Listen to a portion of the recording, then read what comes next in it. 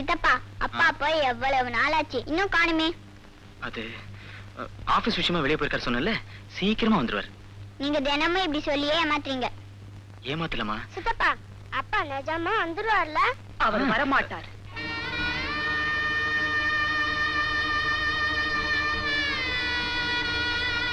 பண்ணி குமார், குங்குமத்தை கலைச்சிட்டு மாங்கல்யத்தை கழட்டிட்டு வந்து நிக்கிறேன்னு பாக்குறியா?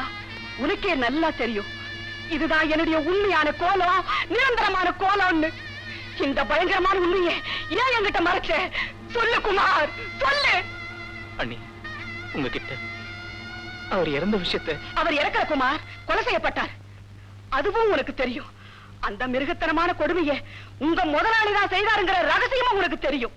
இவ்வளவு தெரிஞ்சிருந்தும் அந்த மிருகத்துக்கிட்ட கைகட்டி சேவை செய்யறியே, உனக்கு அவமானமா இல்ல? அந்த கொலைக்காரங்க கொடுக்கிற கூலியை கை நீட்டி வாங்கறதுக்கு உனக்கு வெக்கமா இல்ல? சொல்லு குமார், அந்த பாவிங்களை பழி வாங்காம உன்னால எப்படி இருக்க முடிஞ்சது? உன் உணர்ச்சிகள் எல்லாம் செத்து போச்சா? உன் மனசாட்சி மறைத்து போச்சா? இல்ல, என் உணர்ச்சிகள் செத்து போகல. என் தாய்க்கு சமமா இருக்கிற உங்களை இந்த நிலைமைக்கு ஆளாக்குன அந்த அயோக்கியன் அணு அணுவா துடிச்சு துடிச்சு செத்து போயிட்டாங்கிற செய்தி உங்களுக்கு சீக்கிரமே கிடைக்கும் அண்ணி, சீக்கிரமே கிடைக்கும்.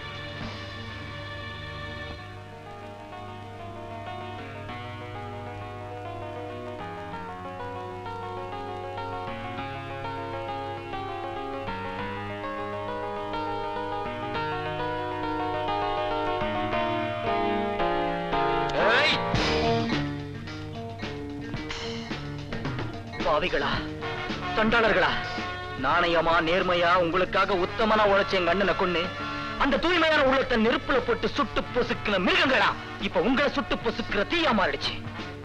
குமரிட்டு இருந்த எரிமலை வெடிக்க ஆரம்பிச்சிச்சு. உங்களை துடிக்க துடிக்க கொன்னு நீங்க ரெண்டு பேரும் கதறி கதறி சாகிறத பார்த்து கொதிச்சிட்டு இருக்க என் மனசுக்கு சாந்தி தேட வந்திருக்கண்டா. இனிமே நீங்க உயிரோடு இருக்க கூடாது.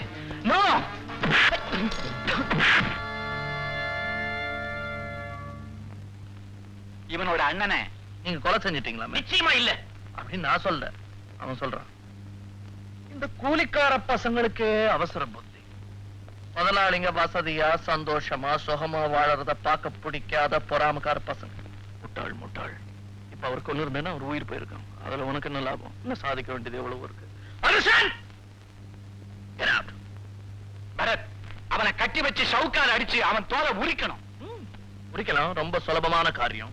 ஆனா இப்ப இந்த ஒரு தொழிலாளி கூட தான் நமக்கு விரோதம் ஏற்பட்டிருக்கு. இவன் மேல கைய வச்சா தொழிலாளர் உலகமே திரண்டு வந்து நம்ம வீட்டு முன்னாடி நிக்கும். அதுக்கப்புறம் ஏர் கண்டிஷனர்ஸ், ரெஃப்ரிஜரேட்டர்ஸ், டெலிவிஷன் செட்ஸ், இந்த பியானோ, சோஃபா செட்ஸ், ஏன் இந்த வீட்டுல இருக்கிற எல்லா ஆடம்பரமான பொருள்களும் நூறாக்கப்படும். சுவர்கள் இடிக்கப்படும், மாளிகைகள் நிர்மூலமாக்கப்படும், அதில் நாமும் சேர்ந்து புதைக்கப்படுவோம்.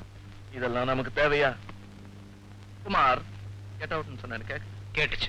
Get out! பரத், குறைஞ்சது இந்த ராஸ்கலை டிஸ்மிஸ் பண்ணிருக்கலாம். Impossible. தொழிலாளிங்கிற வார்த்தை ஒரு தனிப்பட்ட மனிதனை குறிக்காது. அது ஒரு பெரிய சமுதாயம்.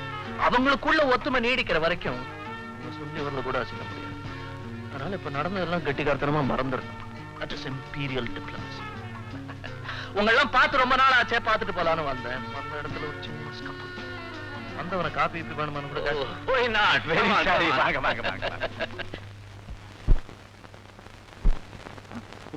நான் தான் அந்த ராம்மோகனுக்கும் சுந்தருக்கும் அதிர்ச்சி மேல அதிர்ச்சியை கொடுத்து அவங்க முதுகெலும்பு நொறுக்க போறேன். முதல் அதிர்ச்சி டெலிபோன் மூலமா மீனா அவங்களுக்கு கொடுப்பாங்க.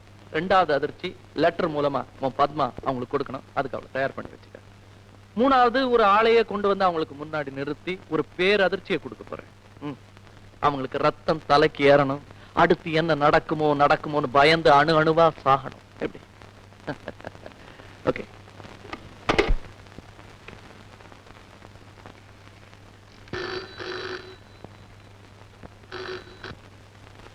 எஸ். ஹலோ, யார் பேசுறது? உங்களுக்கு யார் வேணும்? நான் அவசரமா மிஸ்டர் ராம்மோகனோட பேசணும். ராம்மோகன் தான் பேசுறேன். நீங்க யாரு? நான் யாருன்னு உங்களுக்கு தெரிய வேண்டிய அவசியம் இல்ல ராம்மோகன். அம்மா, மரியாதையா பேசுங்க. அதிகாரங்களுக்கும் கொலைகாரங்களுக்கும் நான் மரியாதை கொடுக்க வேண்டிய அவசியம் இல்ல. ஹலோ, என்ன உளர்ற?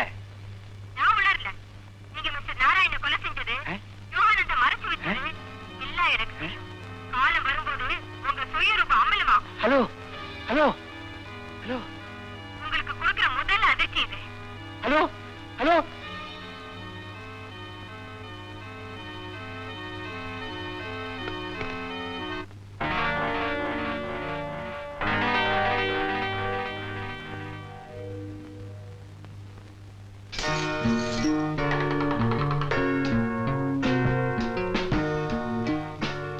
சதிகாரனே, கொலைகாரனே, நீயும் அப்பாவும் சேர்ந்து யாரை கொலை செய்தீர்கள், எத்தனை குடும்பங்களை அழித்தீர்கள் என்ற எல்லா விவரமும் என்னிடம் இருக்கிறது. அத்தனையும் கூடிய சீக்கிரம் அம்பலத்துக்கு வரும். இது உனக்கு முதல் எச்சரிக்கை.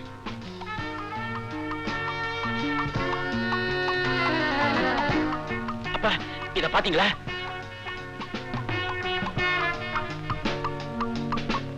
My God. ஆமாப்பா, நம்ம பிளான் எல்லாம் யாருக்கும் தெரிஞ்சிருக்கு. ஒருத்தருக்கு இல்ல, ஒரு கூட்டத்துக்கே தெரிஞ்சிருக்கு. சுந்தர், இனிமே நாம ரொம்ப ஜாக்கிரதையா இருக்கணும். இப்பதான் எனக்கு ஒரு போன் வந்தது. ஒரு பெண் பேசினா நாராயணன் நாம கொலை செஞ்சது, யோகானந்த ஒளிச்சு வச்சிருக்கிறது எல்லாம் அவளுக்கு தெரிஞ்சிருக்கு. சுந்தர் ஹியர். என்ன பரத்? அப்படியா? ஓகே, இப்பே வரோம். அப்பா, பரத் போன் பண்ணாரு, உங்களை என்னையும் உடனே வர சொல்றாரு. கமான். வாங்க வாங்க உட்கார். உங்களுக்காக தான் காத்துட்டு இருக்கேன். எங்க ரெண்டு பேரையும் அவசரமா கூப்பிட்டதுக்கு காரணம் ஏதாவது ஃபேக்டரி விஷயமா பேசவா? இல்ல, எங்க அப்பாவை பத்தி பேசணும். அவர்தான் இறந்து போயிட்டாரே. எப்படி? விபத்துல. போய், எங்க அப்பா விபத்துல சாகல. ஏன் இப்படி தகச்சு போயிட்டீங்க? சந்தேகப்பட்டேன்னு சொன்னேன். இல்ல பரத், உங்க அப்பா விபத்துல தான் இறந்து போனார். சொல்லுங்கப்பா. நோ, இது ஆக்சிடென்ட் ஆன காரோட பெட்ரோல் டேங்க் கேப். விபத்து நடந்த இடத்துல இருந்து இது நான் எடுத்தேன். காரு சரிவுல உருண்டு விழுந்து விபத்து ஏற்பட்டிருந்துச்சுன்னா இந்த பெட்ரோல் டேங்க் கேப் மட்டும் தனியா கழண்டு விழுந்திருக்கவே முடியாது. சோ யாரோ இத திட்டம் போட்டு செஞ்சிருக்காங்கன்னு எனக்கு தோணுது. ஆளை கொன்னு காருக்குள்ள போட்டு இந்த கேப்பை மட்டும் தனியா கலட்டி வீசி எறிஞ்சிட்டு பெட்ரோல் டேங்குக்கு நெருப்பு வச்சு காரை சரிவுல தள்ளி விட்டுருக்காங்க. இது விபத்துன்னு மத்தவங்க நம்பணுங்கிறதுக்கு. நோ பரத், நீ வீணா எதையோ கற்பனை பண்ற. கொஞ்சம் பொறுமையா இருக்கப்பா. பரத், உங்க அப்பா கொலை செய்யப்பட்டிருப்பாருங்கிறத நான் நம்ப தயாரா இல்ல. அது மட்டும் இல்ல, உங்க அப்பாவை கொலை செய்ய வேண்டிய அவசியம் யாருக்குமே இல்ல. You're right. எங்க அப்பா சாவுல ஏதோ மர்மம் இருக்குன்னு தான் நானும் சந்தேகப்பட்டேன். 1 minute. அம்மா, வாங்க.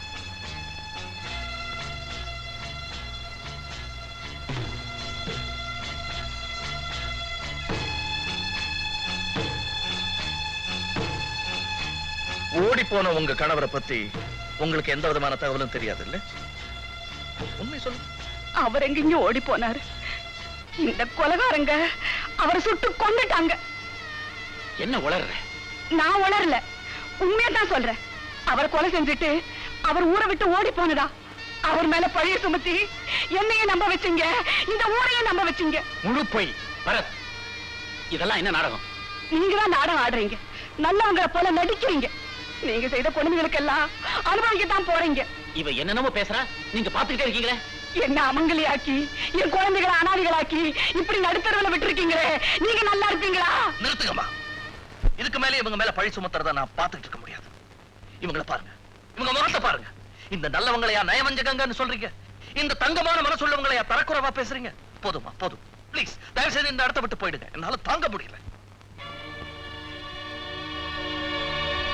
பரத், அவ சொன்னதையெல்லாம் நீங்க எங்க நம்பிட்டீங்களோன்னு நாங்க பயந்துட்டோம். Don't be silly. இதெல்லாம் நான் நம்புவேனா? ஊர்ல நீங்க அவங்க புருஷனை கொன்னுட்டதா ஒரு வதந்தி இருக்குது. அது உங்களுக்கும் தெரியணுங்கிறதுக்காக தான் அவங்கள வர சொன்னேன். இந்த வதந்தி இல்ல நம்மள அசைச்சிட முடியுமா? தேங்க்யூ பரத். எங்களுக்கு பக்கபலமா என்னைக்குமே நீங்க தான் இருக்கீங்க. ரொம்ப பயந்துட்டோம். நான் இருக்கும்போது பயம் இருக்கு. அப்ப நாங்க வரோம். Okay okay. முதலாளியை பார்க்கணும், நான் பார்க்க விட மாட்டேன். நீ ஏய், என்ன இங்க கலாட்டா? வணக்கங்க. அதெல்லாம் இருக்கட்டும், என்ன விஷயம்? உங்க கூர்காண்டத்துக்காக தொப்பி அங்க ஒண்ணா வச்சுக்கிட்டா பாருங்க.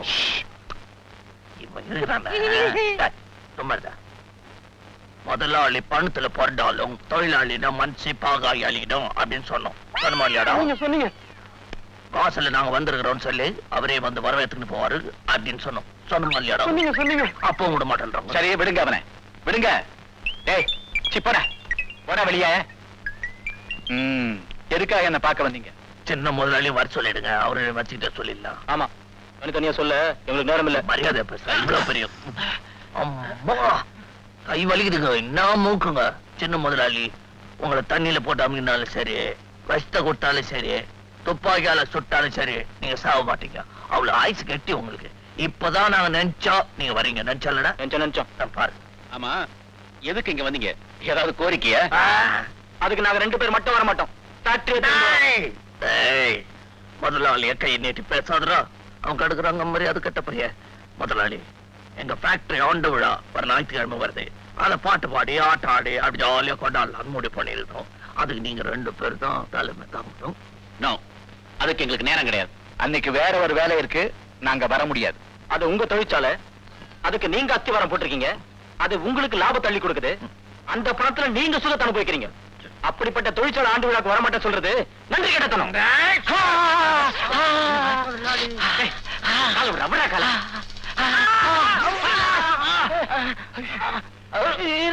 அவர் இங்க வச்சது இங்க வச்சுட்டு எங்க விட்ட அங்க நமக்கு கூலி கொடுக்குற முதலாளிய பார்த்து என்னடா சொன்னே? அது உங்க தொழிற்சாலை, அதுக்கு நீங்க தான் அத்திவாரம். ஒரு டைலாக் வேணும். கட்சியில அசிங்கமா சொன்னியா என்ன? அது நன்றி கெட்டத்தனம், நாய் குணம். சார் இது அப்ப சொல்ல சார், புதுசா சேட்டான் சார். டாய், இன்னொரு வாட்டி இது மாதிரி சொன்ன என்ன நடக்கும் தெரியுமா? சொல்றா பாப்பா, சொல்றா. அது நன்றி கெட்டத்தனம், நாய் குணம். சொல்லிட்டான் சார். சார் கூலிக்காரங்க பசங்க கூட உங்களுக்கு என்ன நான் பாத்துக்கிறேன். ஓகே ஓகே, உங்க ஆண்டு விழாவுக்கு நாங்க வரணும். வீணா ரகலை பண்ணாதீங்க, வர்றோம், போங்க. வணக்கம் சார். வாங்க வாங்க சார்.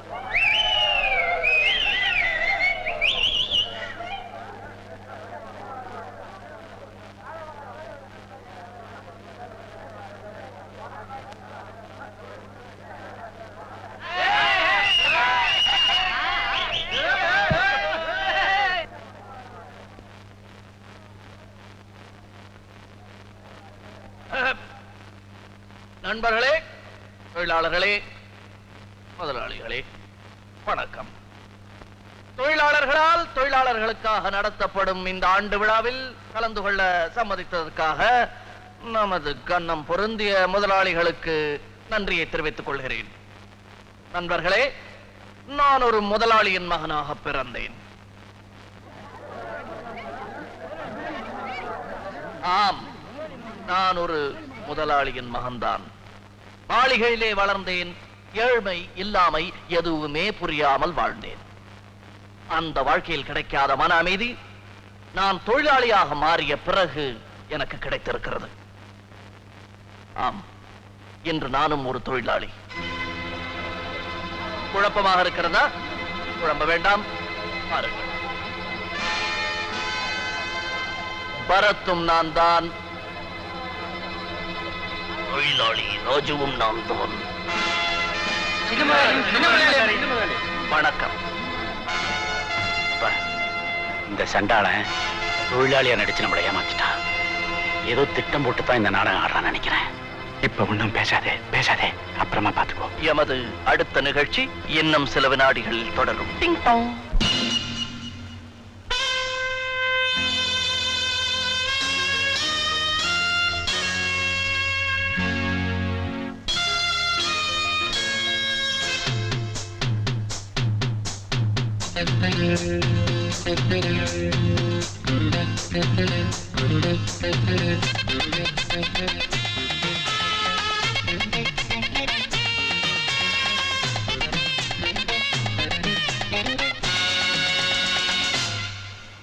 ஒரு நிலவும் மலரும் நடனம் புரியும் கலையரங்கம், இரு விழிகள் எழுதும் கவிதை முழுதும் மந்திரம்.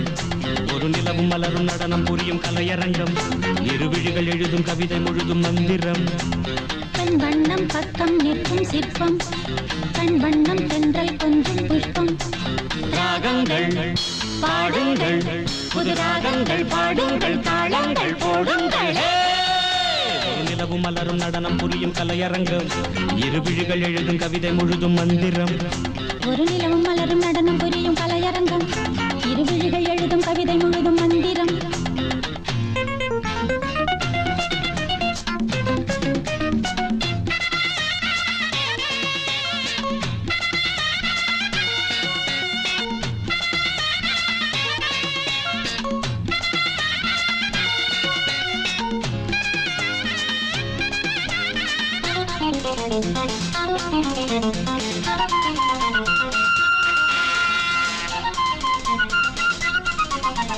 படிச்சேனே நான் கூட பாட்டு, இது பாட்டல்ல நான் போடும் வேட்டு.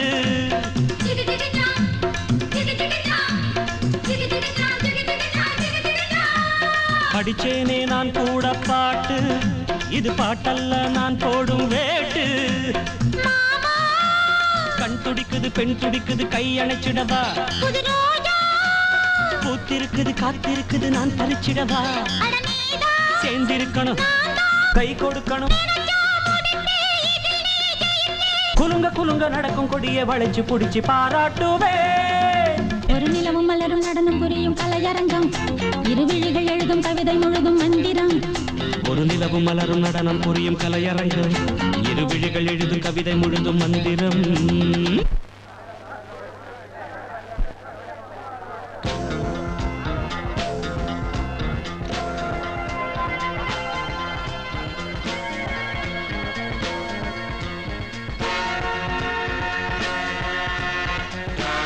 குமார், சுந்தர கண்காணிச்சுக்கிட்டே இரு. அவன் எங்க போனாலும் அவனை பின்தொடர்ந்து போ. எதுவா இருந்தாலும் என்ன போன்ல கான்டாக்ட் பண்ணு. நேர்ல சந்திக்க முயற்சி செய்ய வேணாம். இப்படிக்கு பரத்.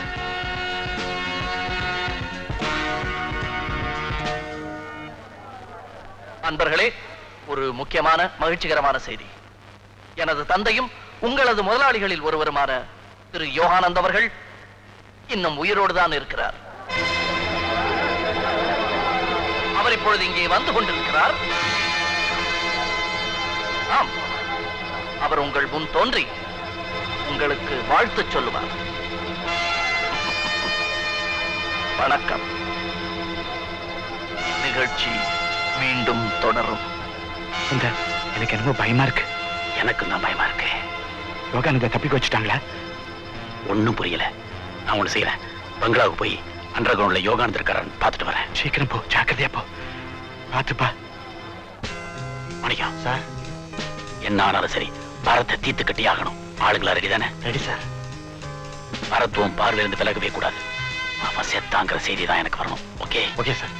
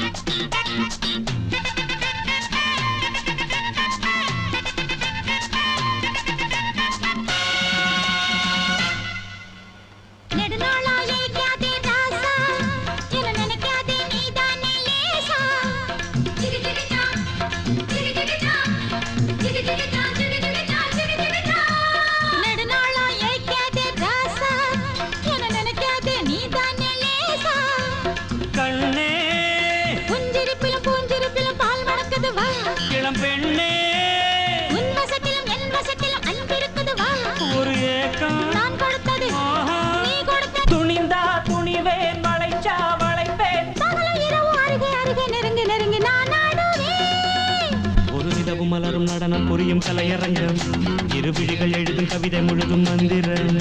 ஒரு நிலவும் மலரும் நடனம் புரியும் கலையரங்கம், இரு விழிகள் எழுதும் கவிதை முழுதும் மந்திரம்.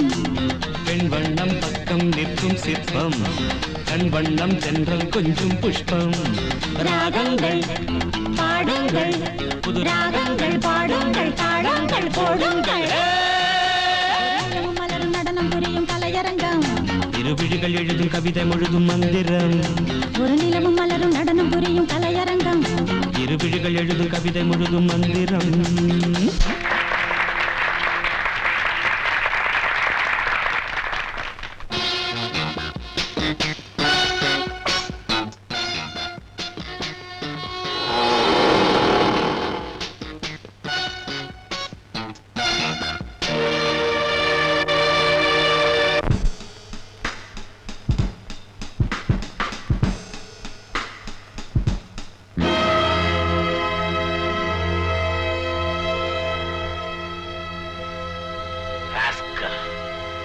எங்களை எல்லாம் முட்டாளாக்க பார்க்கறான். இன்னைக்கு அவனுக்கு ஒரு முடிவு கட்டாம விட போறதில்ல.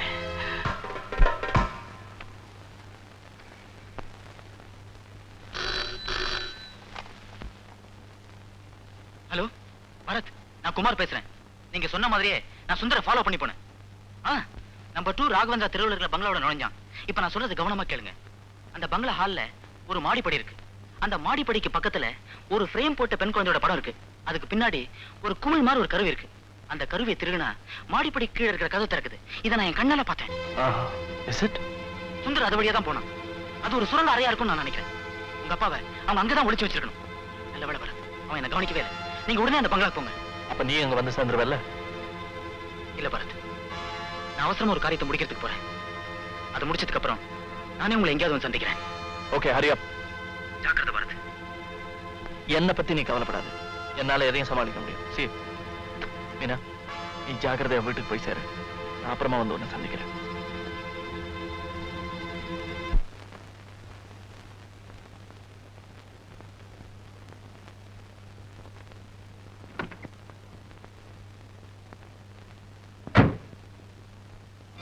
நீயா?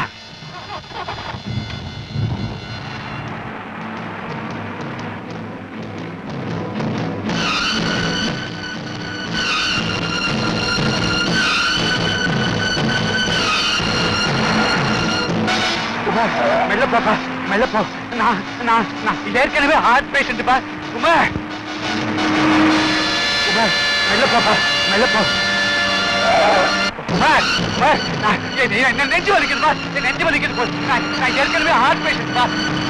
குமார், குமார், ஐயோ, நான் ஏற்கனவே ஹார்ட் பேஷண்ட் பா. குமார், குமார், குமார், குமார், குமார், குமார், குமார், என்னப்பா இப்படி போட்டு? என்னப்பா ஆக முடியல பாப்பா. ஓட்டுப்பா.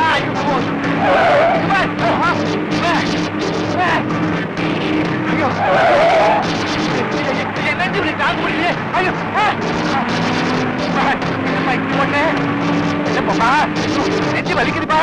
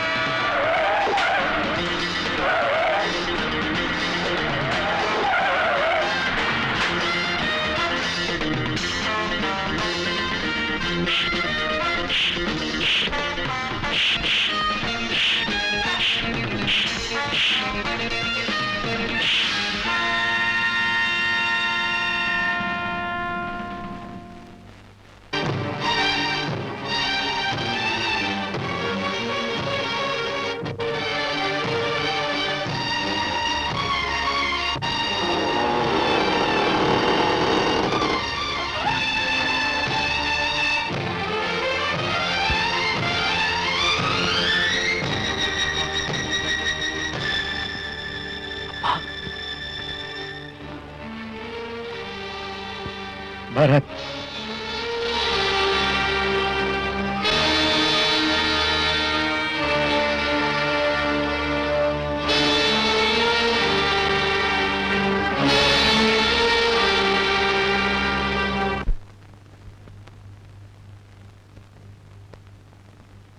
தொழிலாளர் நண்பர்களே, எங்கள் குடும்பத்திற்கு ஏற்பட்டிருந்த சாபம் இன்றோடு விலகி எல்லோருக்குமே ஒரு நல்ல காலம் பிறந்திருக்கிறது.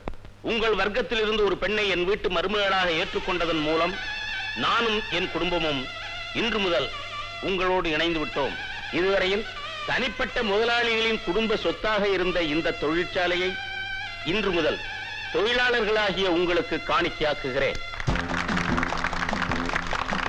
நண்பர்களே, இனி இந்த தொழிற்சாலைக்கு நீங்கள்தான் முதலாளிகள்.